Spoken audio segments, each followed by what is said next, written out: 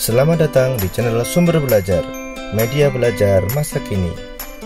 Mari kita belajar materi kelas 5, tema 8, subtema 3, pembelajaran kedua. Air sangat penting bagi kehidupan kita. Setiap hari kita menggunakan air. Dalam pembelajaran pertama, kamu telah mengetahui syarat kualitas air bersih. Bagaimana jika kualitas air yang kita gunakan tidak memenuhi standar? Ayo berdiskusi. Jawablah pertanyaan berikut ini dengan berdiskusi bersama kelompokmu. Nomor 1. Apa yang terjadi jika kita mencuci baju menggunakan air yang tercampur minyak? Yang akan terjadi jika mencuci baju menggunakan air yang tercampur dengan minyak ialah warna baju akan berubah dan licin kalau digunakan. Hasilnya baju bisa menjadi lengket karena minyak. Pakaian akan menjadi lembab dan tidak nyaman dipakai. Nomor 2. Apa yang terjadi jika kita minum air yang tercemar kuman penyebab penyakit? Jika kita minum air yang tercemar kuman penyebab penyakit, kita akan terserang sakit perut dan diare. Yang ketiga, apa yang terjadi pada ikan-ikan di sungai yang menjadi tempat pembuangan limbah cair dari industri? Yang akan terjadi ialah ikan-ikan mati keracunan akibat limbah cair dari industri. Yang keempat, apa yang dapat kalian simpulkan dari jawaban pertanyaan-pertanyaan di atas? Kesimpulan dari jawaban di atas adalah kita tidak boleh membuang sampah di sungai karena membuang sampah di sungai bisa menyebabkan ikan-ikan yang ada di sungai mati dan mengakibatkan banjir. Ayo membaca. Hari Air Sedunia. Hari Air Sedunia atau World Water Day diperingati setiap tanggal 22 Maret. Dengan adanya peringatan Air Sedunia, kita diingatkan bahwa persediaan air bersih semakin berkurang padahal jumlah penduduk semakin bertambah. Persediaan air bersih semakin berkurang karena cadangan air tanah berkurang. Cadangan air tanah berkurang karena air hujan tidak masuk ke dalam tanah. Sebaliknya, air hujan langsung mengalir ke parit, selokan, lalu ke sungai dan terus ke laut. Air hujan tidak dapat masuk ke dalam tanah karena tidak ada akar-akar pohon yang dapat menahan air di dalam tanah. Banyak pohon di hutan ditebangi. Lahan-lahan hijau berubah menjadi perumahan, perkantoran, dan kawasan industri. Berkurangnya cadangan air tanah mengakibatkan banyak mata air kering. Sumur-sumur gali pun cepat kering pada musim kemarau. Akibatnya, penduduk di daerah pedesaan kesulitan mendapatkan air bersih untuk keperluan sehari-hari. Hasil panen pun jauh berkurang karena tanaman pangan kekeringan. Ada beberapa tindakan yang dapat kita lakukan untuk ikut membantu mengurangi krisis air bersih sebagai berikut. Yang pertama, menghemat penggunaan air. Yang kedua, membuat lubang resapan. Lubang resapan berguna untuk menampung air hujan supaya terserap ke dalam tanah.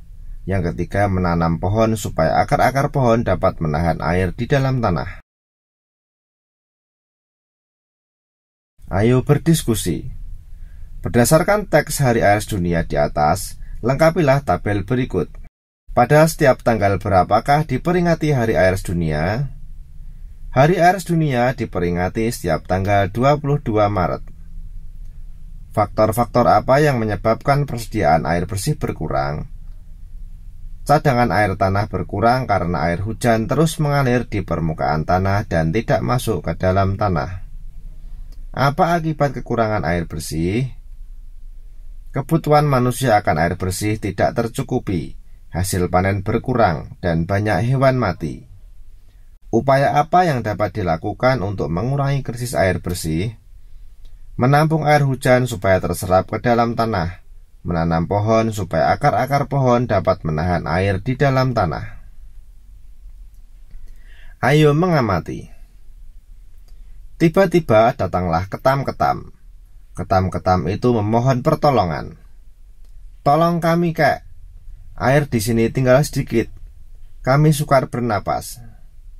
Carikan kami tempat yang banyak airnya. Bersabarlah, aku akan menolong kalian. Gambar tersebut merupakan cuplikan dari buku cerita bergambar yang berjudul Kakek Bangau yang Baik Hati. Buku tersebut menceritakan sebuah sawah yang kekeringan. Ketam dan katak yang biasa hidup di situ menjadi sangat tersiksa. Mereka meminta pertolongan kepada Kakek Bangau. Merasa iba, maka Kakek Bangau terbang berkeliling mencarikan tempat berair bagi ketam-ketam dan katak-katak. Akhirnya Kakek Bangau menemukan sebuah telaga, lalu dipindahkannya katak-katak dan ketam-ketam ke telaga itu. Ayo berdiskusi. Jawablah pertanyaan berikut ini dengan berdiskusi bersama kelompokmu. Apakah gambar tersebut mendukung cerita? Jika jawabanmu ya, apa alasanmu? Jika jawabanmu tidak, apa pula alasanmu? Ya, karena gambar dapat memudahkan pembaca dan memahami suatu penjelasan dalam sebuah cerita. Karya gambar cerita banyak kita temui pada buku cerita, terutama buku cerita bergambar atau komik. Perhatikan gambar berikut. Nomor 1, Kak Diko membeli ikan. Ikan dipindahkan ke dalam akuarium. Nomor 2, Bobby mengambil ikan. Ikan diletakkan di lantai.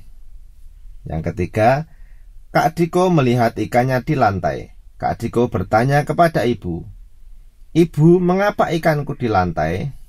Yang keempat, Bobby menghampiri kakaknya. "Aku yang memindahkan, Kak. Kasihan ikannya kedinginan." Ikan memang hidup di air, Bobby. Ayo menulis. Kamu telah melihat contoh karya gambar cerita. Apa ciri-ciri karya gambar cerita? Tuliskan dalam kotak berikut. Ciri-ciri karya gambar cerita antara lain, yang pertama, pada gambar cerita, bahasa yang digunakan adalah bahasa percakapan sehari-hari agar mudah dipahami pembaca. Yang kedua, gambar cerita bersifat proporsional agar pembacanya hanyut secara emosional atau perasaan ketika melihat dan membacanya. Yang ketiga, isi dari gambar cerita yang baik cenderung menonjolkan sifat kepahlawanan.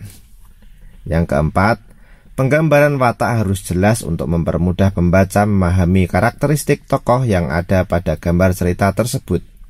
Yang kelima, gambar cerita harus terdapat humor ringan dengan bahasa yang mudah dipahami untuk mencairkan emosi pembaca.